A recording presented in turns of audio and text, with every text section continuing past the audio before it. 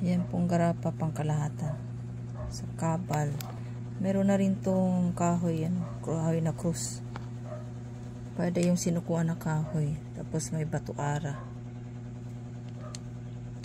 Yan. Napaganda niyan. All in one ang gamit nito. Haplas, protection, nakulo.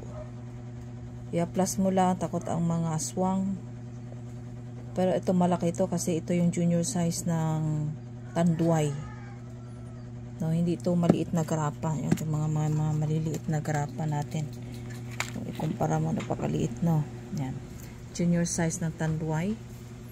At all na ito, tanggal malas, sumpa, takot ang aswang, haplas mo sa may mga nararamdamang sakit. May kulang barang, mga butlig-butlig sa muka. O ano man, mga kati-kati.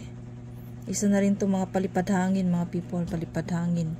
Kargado po ito. Kumbaga, general round protection. Ayan, nakulo na nga siya.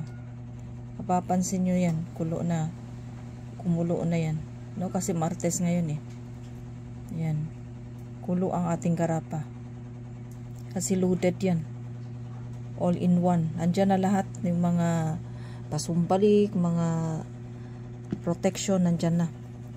Sa bala pwede rin. Ito pwede rin kayong kumuha nito na maliit. Ilagay nyo sa maliit na garapa. Kung mayroon kayong mga maliit na garapa, pwede nyo isalin. Salin nyo sa maliit na garapa. Tapos yun, ang dalhin-dalhin nyo. Makakatipid ka pa kasi malaki ang lagayan. Pero pag nagpa-ship ako sa inyo people, hindi puno ang langis hanggang dito lang. Kasi bawal tayo magpuno ng langis kasi nag-overflow. Hindi ba mag-ano yan, tatalsik. Pagka gusto nyo naman, PM nyo agad ako kasi kunti lang din yung ano natin. Yung garapa ko na sa tanduay. No? Ito yun o. Tsaka may buto na rin ng sinukuan yan. Yan o, sinukuan. Buto ng sinukuan kayan. Kulo pa talaga siya. Kukulo din yan pag may mga negative energy sa paligid. Okay, PM lang.